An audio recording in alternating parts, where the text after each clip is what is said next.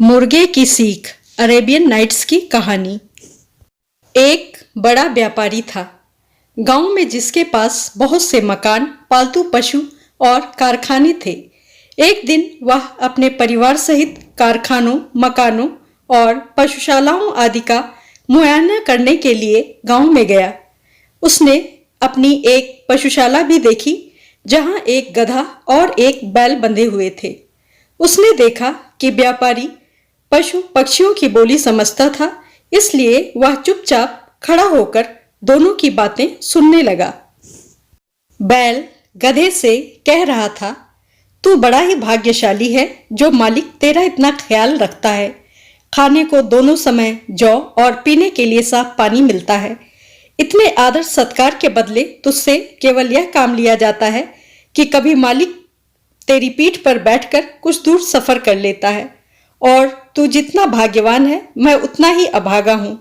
मैं सवेरा होते ही पीठ पर हल लाद कर जाता हूं, वहां दिन भर हलवाहे मुझे हल में जोतकर चलाते हैं।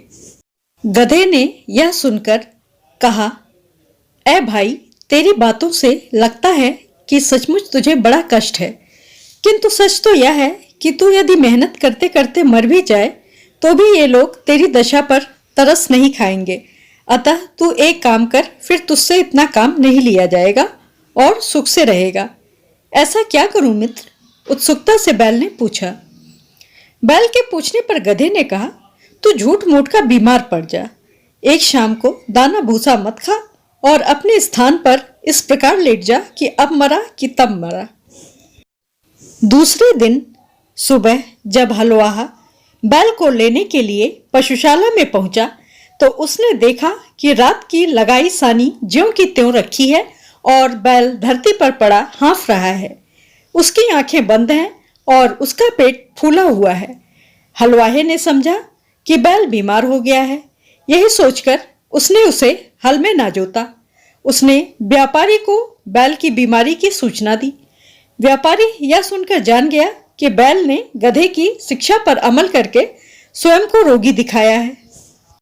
उसने हलवाहे से कहा, आज गधे को हल में जोत दो। तब हलवाहे ने गधे को हल में जोतकर उससे सारा दिन काम लिया। इधर बैल दिन भर बड़े आराम से रहा। वह नांद की सारी सानी खा गया और गधे को दुआएं देता रहा। जब गधा गिरता पड़ता खेत से आया तो बैल ने कहा, भाई, तुम्हारे उपदेश के कारण मुझे बड़ा सुख मिला। गधा थकान के कारण उत्तर ना दे सका और आकर अपने स्थान पर गिर पड़ा। वह मन ही मन अपने को धिक्कारने लगा।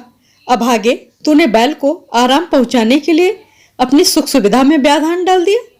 दूसरे दिन व्यापारी रात्रि भोजन के पश्चात अपनी पत्नी के साथ गधे की प्रतिक्रिया जानने के लिए पशुशाला में जा बैठा और पशुओं की बातें सुनने लगा। गधे ने बैल से पूछा, सुबह जब हलवाहा तुम्हारे लिए दाना घास लाएगा तो तुम क्या करोगे? जैसा तुमने कहा वैसा ही करूंगा, बैल ने उत्तर दिया।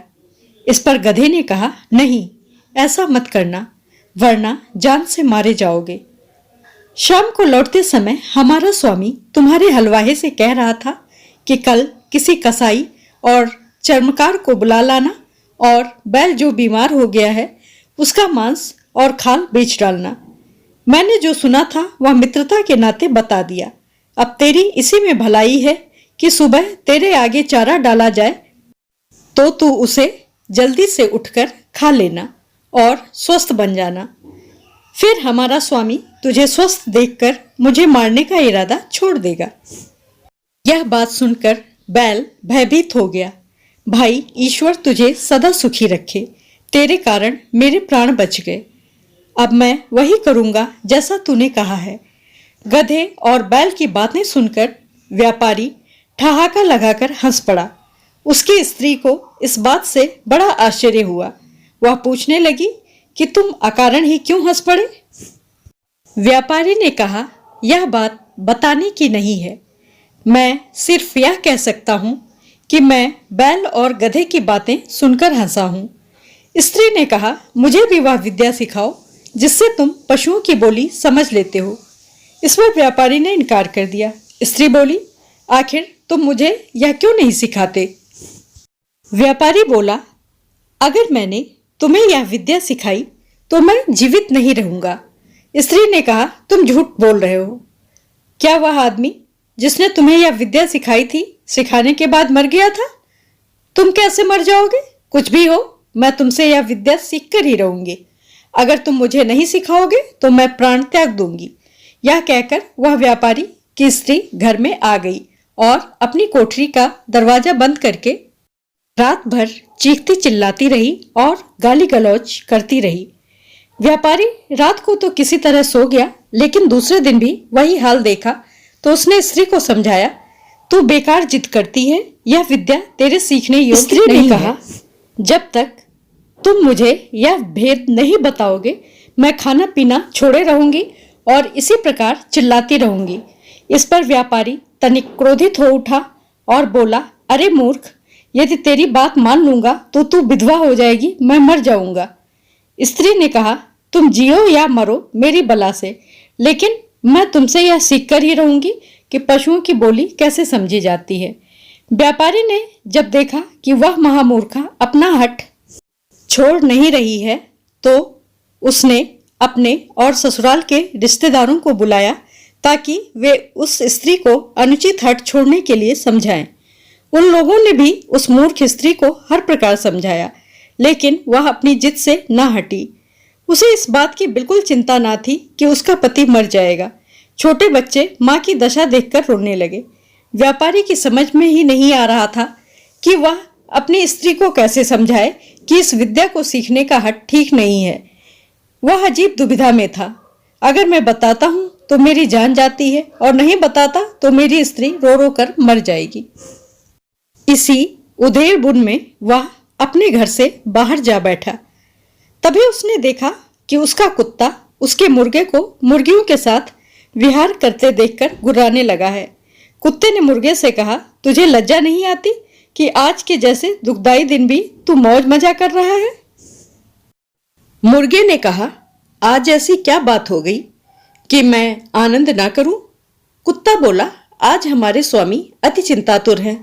उसकी स्त्री की मति मारी गई है और वह उससे ऐसे भेद को पूछ रही है जिसे बताने से हमारा मालिक तुरंत ही मर जाएगा। लेकिन अब यदि वह उसे वह भेद नहीं बताएगा तो उसकी स्त्री रो रो कर मर जाएगी। इसी से सारे लोग दुखी हैं और तेरे अतिरिक्त कोई ऐसा नहीं है जो मौज मजे की बात भी सोचे। कुत्ते ने मुर्गे से कहा, हमारा स्वामी मूर्ख है जो एक ऐसी स्त्री का पति है जो उसकी बात नहीं मानती है। मेरी तो 50 मुर्गियां हैं और सब मेरे अधीन हैं।